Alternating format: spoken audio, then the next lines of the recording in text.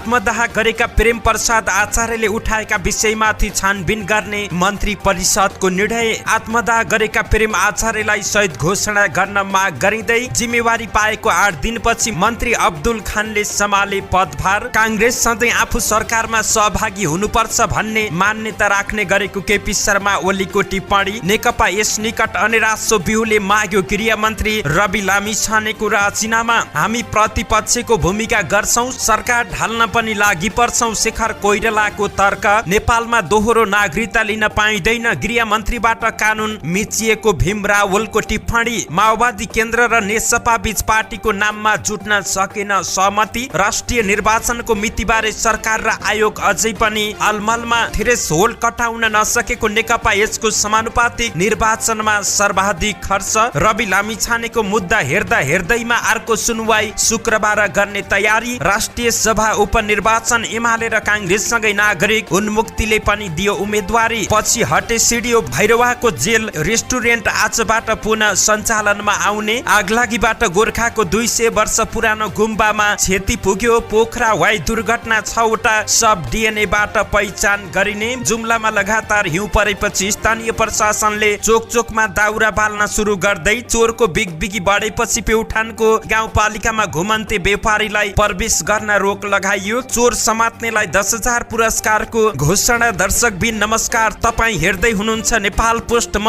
गोविन्द चापागाई। आज मिति विक्रमसम्म 2079 साल माघ महिनाको 12 गते बिहिबार, ईस्वीसम्म 2023 जनवरी 26 तारिक। यसै गरी आज माघ शुक्ल पञ्चमी तिथि सँगै वसन्त पञ्चमी व्रत, सरस्वती पूजा, शिक्षण संस्था बिदा, राष्ट्रिय पुस्तक दिवस सँगै अन्तर्राष्ट्रिय भन्सार दिवस पनि परेको छ। विशेष गरी देश तथा विदेशमा घटेका घटना। यति बेला आत्मदाह गरेका प्रेम प्रसादको घटनाले देशलाई झस्काएको छ। विभिन्न नेताहरूलाई अनेकौं प्रश्न खडा गरेको छ। हुन त हाम्रा नेताहरूलाई आश्वासन बाँड्नु, कसैलाई आश्वासन दिनु कुनै नौलो कुरा होइन, तर अहिलेसम्म संसद भवनमा नयाँ सांसदहरू प्रवेश गरेको थुप्रै भइसक्दा पनि कुनै प्रगतिका काम भने हुन सकेका छैनन्। आश्वासन पूरा गर्न भने चुनौती नै रहेको छ। यति बेला पनि यस्तै भइरहेको छ। आत्मदाह गरेका प्रेम प्रसाद आचार्यले उठाएका विषयमाथि छानबिन गर्ने मन्त्री परिषदले निर्णय गरेको छ। आत्मदाह गरेका प्रेम आचार्यलाई शहीद घोषणा गर्न माग गरिएको छ। राजनीतिक खबर। रवि लामिछानेको मुद्दा फेरि पनि हेर्दैमा रोकिएको छ। अर्को सुनवाई शुक्रबार गर्ने तय भएको छ। सँगै विभिन्न नेताहरूका तर्क। स्वास्थ्य सम्बन्धी जानकारी। आज स्वास्थ्य हेल्थ सम्बन्धी प्रसङ्ग जोड्नेछौँ। विशेष गरी आम महिलाहरूमा हुने गरेको समस्या। पाठेघर बाहिर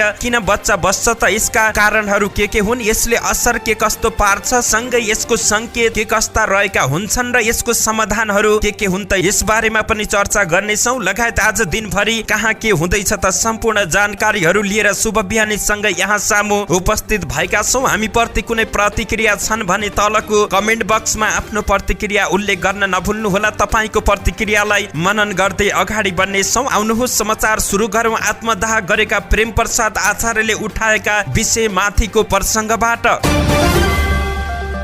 आफैमाथि आगो लगाएका इलामका प्रेम प्रसाद आचार्यले उठाएका विषयमाथि छानबिन हुने भएको छ। बुधबार बसेको मन्त्री परिषदको बैठकले उनले उठाएका विषयबारे छानबिन गर्ने निर्णय भएको एक मन्त्रीले जानकारी दिएका छन्। प्रेम आचार्य प्रकरण र अर्थतन्त्रमा उनले उठाएका नीतिगत तथा व्यवहारिक विषयमा छानबिन गर्ने मन्त्री परिषदको निर्णय भएको छ। उनले मंगलबार दिउँसो नयाँ बानेश्वर स्थित संसद भवन अगाडि आफैमाथि आगो लगाएका थिए। प्रहरीले आगो निभाएर उनलाई कीर्तिपुर अस्पताल पुर्याएको थियो। त्यहाँ उपचार को क्रममा उनको हिजो बुधबार बिहान मृत्यु भएको थियो। उनले आफूमाथि आगो लगाउनु अघि सामाजिक सञ्जाल मार्फत आत्मदाह गर्नुको कारण खुलाएका छन्। यस सम्बन्धी अनुसन्धान गर्ने जिम्मा गृह मन्त्रालयलाई दिएको छ। मंगलबार संसद भवन अगाडि आत्मदाह गर्ने इलामको सूर्योदय नगरपालिका वडा नम्बर 11 का प्रेम प्रसाद आचार्यलाई शहीद घोषणा गर्न आचार्य बन्धु समाज नेपालले माग गरेको छ। समाजका महासचिव बाबुराम आचार्यले बुधबार एक विज्ञप्ति जारी गर्दै यस्तो माग गरेका छन्। सचेत र शिक्षित नागरिक समेत भएकाले केही उनले मानेका अग्रजलाई भेटेर आफ्नो र देशको समस्या समाधान गर्ने उपाय खोज्ने प्रयास गर्दा त्यो समेत असफल भएपछि बुधबार देशको केन्द्रीय राजधानी काठमाडौँको बानेश्वरमा आफ्नै शरीरमा पेट्रोल छर्केर आत्मदाहको प्रयास गरेका आचार्यको हिजो निधन भएपछि तत्काल शहीद घोषणा गर्नुपर्ने आचार्य समाज माग गर्दछ। विज्ञप्तिमा भनिएको छ, देशका लागि बलिदानी दिएका हजारौं शहीद भन्दा प्रेम आचार्यको योगदान कमी छैन। विज्ञप्तिमा आचार्यको परिवारमा आएको सबै ऋण राज्यले तिरिदिनु पर्ने, छोराछोरीलाई आजीवन पढाइ दिनुपर्ने माग पनि गरेको छ। यस्तै आचार्य समाजले मृतकका परिवारलाई रुपियाँ 1 लाख सहयोग गर्ने निर्णय गरेको पनि जानकारी दिएको छ। आचार्यको उपचारको क्रममा हिजो बुधबार बिहान मृत्यु भएको थियो।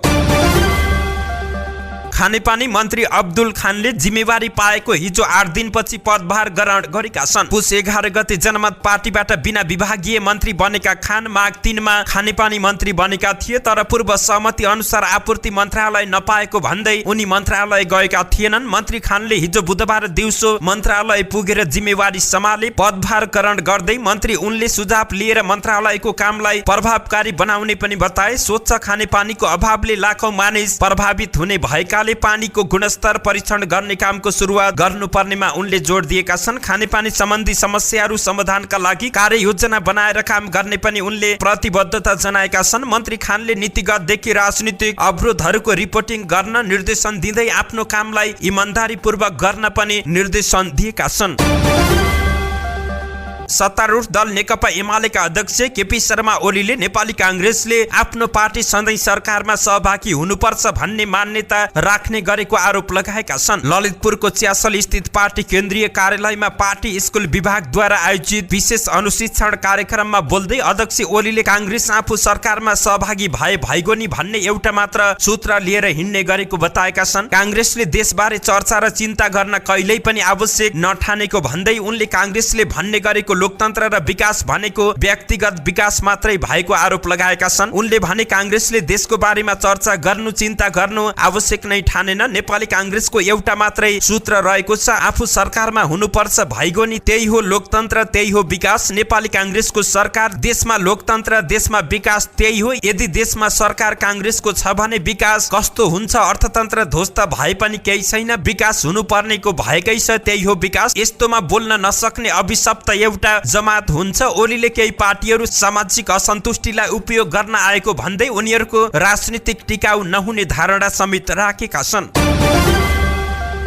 नेकपा एकीकृत समाजवादी निकट विद्यार्थी संगठन अनिराज सोबिउले उपप्रधान तथा गृह मन्त्री रवि लामिछानेको राजीनामा माग गरेका छन्। अनिराज सोबिउले केन्द्रीय कमिटी पदाधिकारीको बैठकपछि प्रेस विज्ञप्ति जारी गर्दै गृह मन्त्री लामिछानेको राजीनामा माग गरेको छ। अनिराज सोबिउले मंगलबार संसद भवनको अगाडि एक युवकले आफूमाथि पेट्रोल खनाएर आत्मदाह गर्ने परिस्थिति बन्दै गर्दा समेत राज्यले कान नसुनेको र आँखा नदेखेर मस्तले सुतेको आरोप लगाएको छ। गृह प्रशासनको आँखै अगाडि एउटा सुन्दर सपना बोकेको युवा जलिरहँदा सुरक्षा निकाय गृह मन्त्रालय मौन बसेको भन्दै गृह मन्त्रीको राजीनामा मागिएको विज्ञप्तिमा उल्लेख रहेको छ। साथै मध्यपश्चिम विश्वविद्यालयले चैत 3 गते गरेको सोभियो निर्वाचन घोषणाको स्वागत गर्दै अन्य विश्वविद्यालयका पदाधिकारीलाई तत्काल सोभियो निर्वाचनको मिति घोषणा गर्न पनि माग गरेको छ। नेपाली कांग्रेसका नेता डाक्टर शेखर कोइरालाले आफ्नो पार्टीले प्रधानमन्त्री पुष्पकमल दाहाल प्रचण्डलाई विश्वासको मत दिएको विषयमा धेरै विवाद गर्न नहुने बताएका छन्। विराटनगर विमानस्थलमा हिजो बुधबार पत्रकारहरूसँग कुराकानी गर्दै कोइरालाले यस सम्बन्धमा च्याप्टर क्लोज भएको बताए। कांग्रेस अब प्रमुख विपक्षी दल भएको बताए। पहिले पनि कांग्रेसले 3.5 वर्षसम्म विपक्षीको भूमिका निर्वाह गरेको भन्दै उनले अब सदनमा आफूहरू प्रमुख विपक्षी भएको र सरकार ढाल्न पनि लाग्ने बताएका छन्। उनले भने हामी प्रतिपक्षीको भूमिका गर्छौं, सरकार ढाल्न पनि लागि पर्छौं। काठमाडौँमा आफूहरूले वैचारिक समूहको बैठक राख्दा त्यहाँ पनि विश्वासको मतको विषयमा छलफल भएको उनले सुनाए। त्यस विषयमा आफूले बोल्दै नबोलेको कुरालाई सञ्चार माध्यमले उल्लेख गरेको कोइरालाको आरोप रहेको छ। उनले कांग्रेसले राष्ट्रपति पदमा उम्मेदवारी दिने बताए। यस विषयमा सबै दलसँग छलफल गर्दैछौं उनले भने। सबैतिर वामपन्थी मात्र नहुने भन्दै राष्ट्रपति कांग्रेसको हुनुपर्नेमा आफूहरू स्पष्ट रहेको उनको तर्क रहेको थियो। डाक्टर कोइरालाले युवा उद्यमी प्रेम प्रसाद आचार्यको आत्मदाहको घटनाले नेपालको आर्थिक, राजनीतिक र सांस्कृतिक अवस्थाबारे गम्भीर प्रश्न उठेको पनि चर्चा गरेका छन्। एमाले नेता भीम रावलले गृहमन्त्री रवि लामिछानेले दोहोरो नागरिकता लिएर नेपालको कानून मिचेको बताएका छन्। हिजो बुधबार सामाजिक सञ्जालमा उनले संविधान बनाउने बेला धेरै बहसपछि नेपाल जस्तो देशमा दोहोरो नागरिकता दिन नहुने निष्कर्षका साथ सोही बमोजिम संवैधानिक व्यवस्था गरिएको लेखेका छन्। गृहमन्त्री रवि लामिछाने जी निमित्त पात्र भएर उक्त संवैधानिक व्यवस्थामा पुवाल पारियो भने देश विरोधी अपराध ठहर हुने र गृहमन्त्रीबाट कानून मिचिएको उनको तर्क रहेको छ।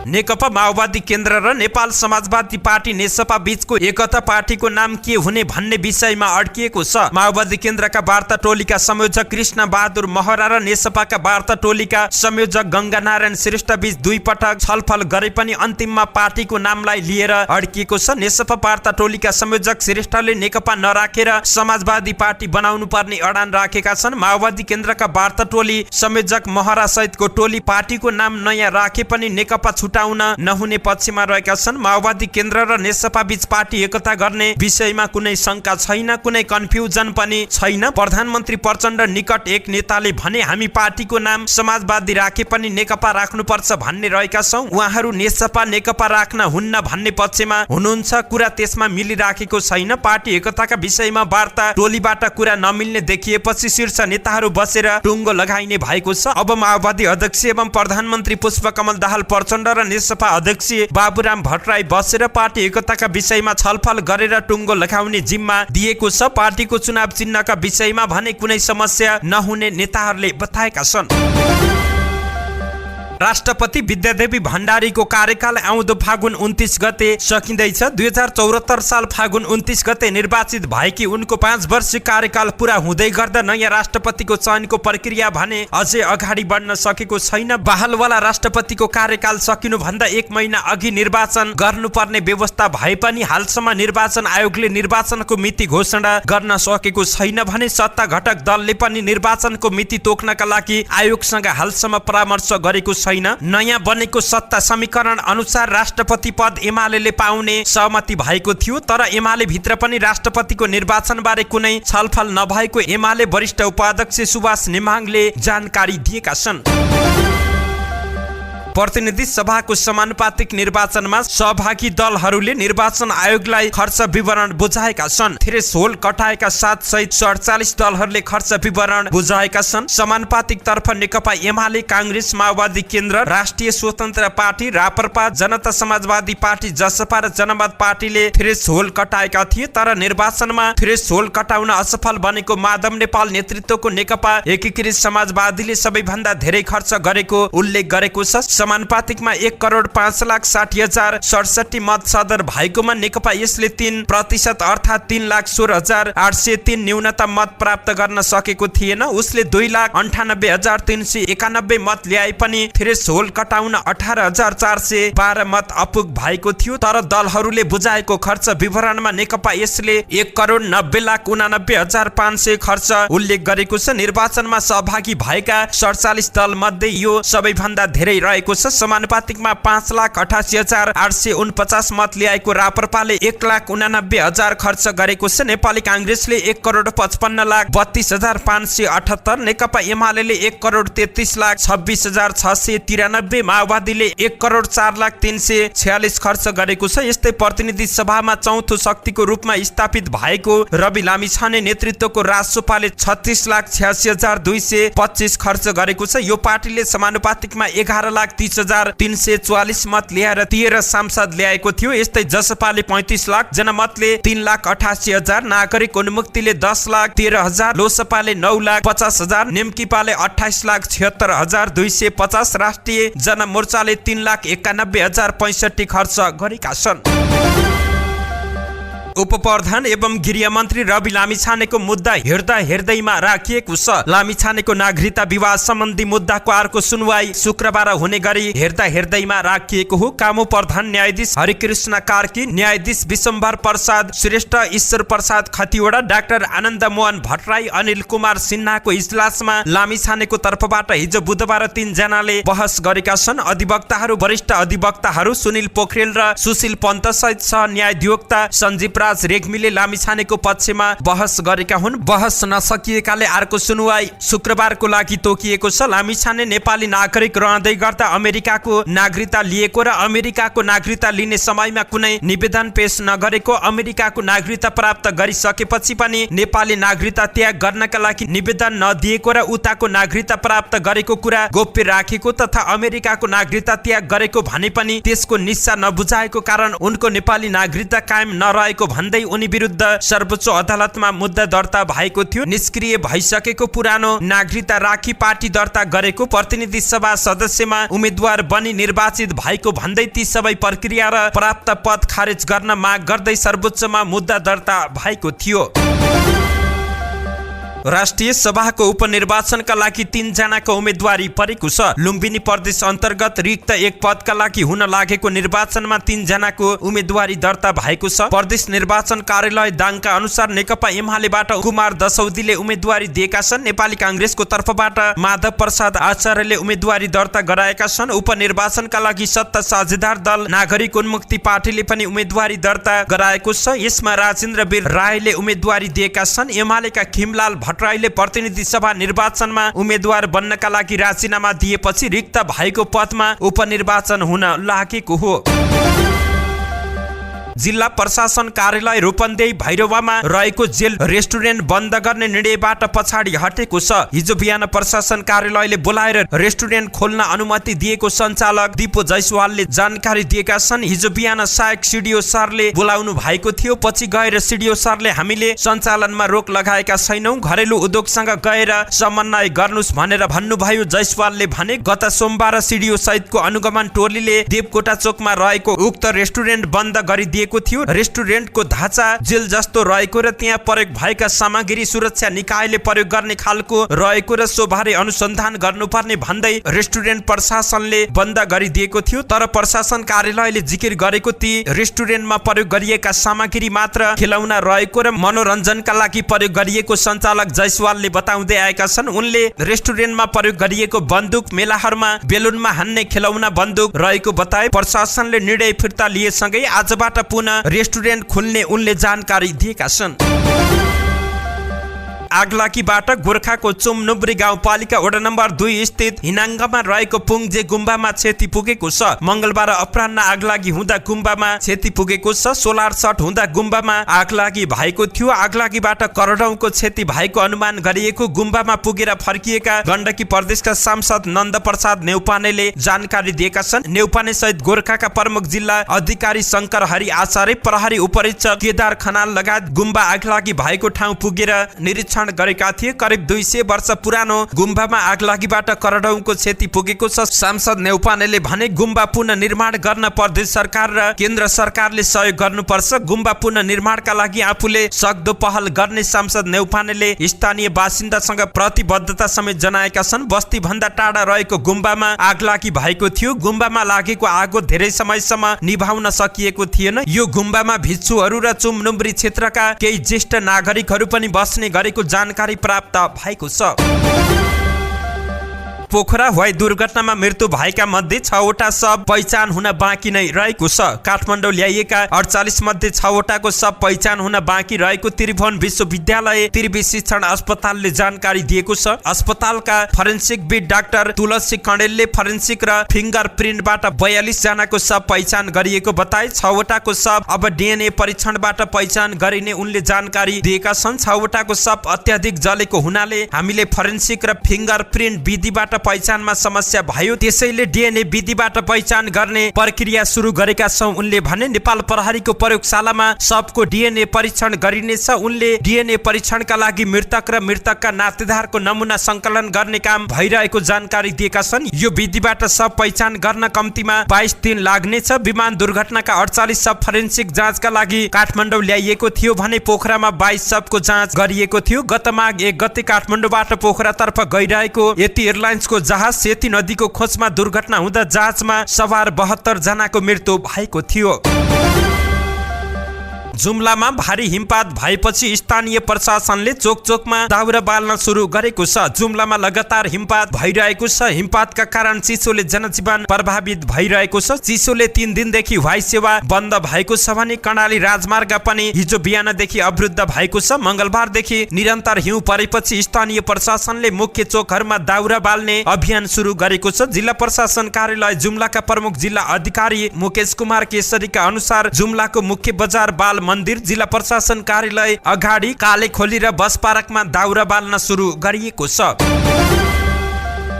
प्युठानमा केही दिन यता चोरको बिगबिगी बढेको छ। पछिल्लो 2 हप्ता यता प्युठान नगरपालिका तथा गौमुखी र झिमरुक गाउँपालिकामा चोरले लाखौं रुपियाँ नगद र धनमाल लुटेका छन्। श्रृङ्खलाबद्ध रूपमा चोरी हुँदा पनि प्रहरीले चोरी गर्ने गिरुवा पत्ता लगाउन सकेको छैन। चोरले हैरान गरेपछि गौमुखी गाउँपालिकाले घुमन्ते व्यापारीहरूलाई गाउँपालिकामा प्रवेश गर्न रोक लगाएका छन्। हिजो बसेको कार्यपालिकाको बैठकले कपाल काट्ने, सिरक डस्ना बनाउने, भाँडाकुँडा किनबेच गर्ने, जडीबुटीको कारोबार गर्ने लगायतका व्यापारीलाई गाउँ प्रवेशमा रोक लगाइएको अध्यक्ष विष्णु गिरीले जानकारी दिएका छन्। व्यापारी भन्दै गाउँ पस्ने र लुट्ने क्रम बढीकाले घुमन्ते व्यापारीलाई प्रवेश निषेध गरिएको र अपरिचित व्यक्तिबाट सचेत रहन स्थानीयलाई आग्रह गरिएको उनले जानकारी दिएका छन्। शंकास्पद गतिविधि देखेमा तुरुन्त गाउँपालिका र प्रहरीमा फोन लगाउन पनि उनले आग्रह गरेका छन्। यस्तै गाउँपालिकाले चोर समात्ने व्यक्तिलाई 10,000 रुपियाँ पुरस्कार दिने पनि घोषणा गरेको छ। एक विद्यालयको सीसीटीभी क्यामेराको समेत तार काटेर चोरीको प्रयास भएको अध्यक्ष गिरीले बताएका छन्। पेन्सन बुझेका बैंक तथा सहकारी संस्थाबाट पैसा झिकेका र आर्थिक कारोबारमा संलग्न भएका घरहरू छानेर चोरी भइरहेको गिरीको भनाइ रहेको छ। जिल्लाबाट चोर पत्ता लगाउन नसकेपछि केही दिन अघि झिमरुक गाउँपालिकाले गृह मन्त्रीलाई नै पत्र पठाएर चोरी नियन्त्रणमा सहयोग गरिदिन आग्रह गरेको थियो।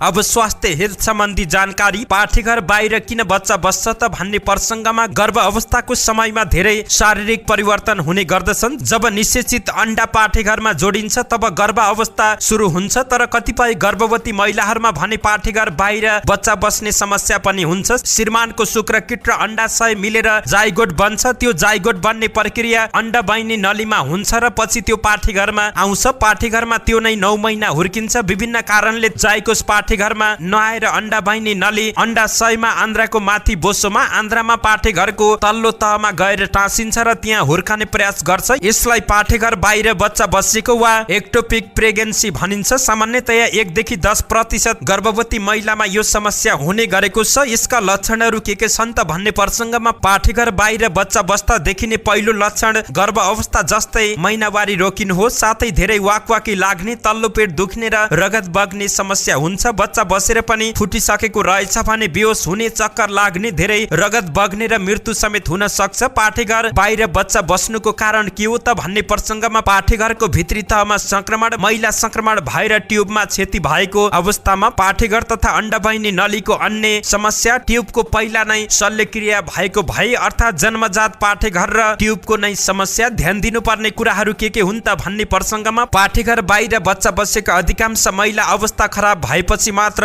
अस्पताल पुग्ने गर्दछन्। यो समस्या गर्भवती भएपछि 3 महिना भित्रको समस्या हो। महिनावारी रोकिएपछि गर्भ रहेको छ कि छैन भनेर जाँच गर्नुपर्छ। गर्भ रहेको छ भने 6 देखि 8 हप्तामा अल्ट्रासाउन्ड गर्नुपर्छ। अल्ट्रासाउन्ड गर्दा बच्चाको अवस्था थाहा हुने गर्दछ। पाठेघर बाहिर बच्चा बसेको छ भने तुरन्त उपचार गर्नुपर्छ। 8 हप्ता अघि नै समस्या पत्ता लाग्यो भने उपचार अलि सहज हुने गर्छ। त्यसपछि भने फुट्ने सम्भावना तीव्र रहेको हुन्छ। फुटेर रक्तस्राव हुन्छ र रगतको कमी हुन्छ। फुटेको ठाउँलाई शल्यक्रिया गरेर काटेर हटाउनु पर्छ। रगतको कमी भएको छ भने रगत दिनुपर्छ। बचाउन सकिन्छ त भन्ने प्रसङ्गमा पहिले यसरी पाठेघर बाहिर बच्चा बस्दा आमा बच्चा दुवैलाई बचाउन नसकिने अवस्था रहेको थियो। पछि आमालाई बचाउन सकिने भयो। अहिले आमा र आमाको प्रजनन क्षमतालाई बचाउन सकिन्छ। तर एक्टोपिक प्रेग्नेन्सी नफुटेको अवस्थामा नै पत्ता लाग्यो भने पनि बच्चालाई बचाउन सकिँदैन। त्यसैले गर्भ राख्नु भन्दा अघि दम्पतिले योजना बनाउनु पर्छ। चिकित्सकसँग परामर्श लिएर स्वास्थ्य जाँच गरियो भने केही समस्या छ भने पत्ता लाग्छ र त्यो समस्याको उपचार गरेपछि गर्भ राखियो भने आमा र बच्चा दुवै स्वस्थ रहने विज्ञहरूको भनाइ रहेको छ।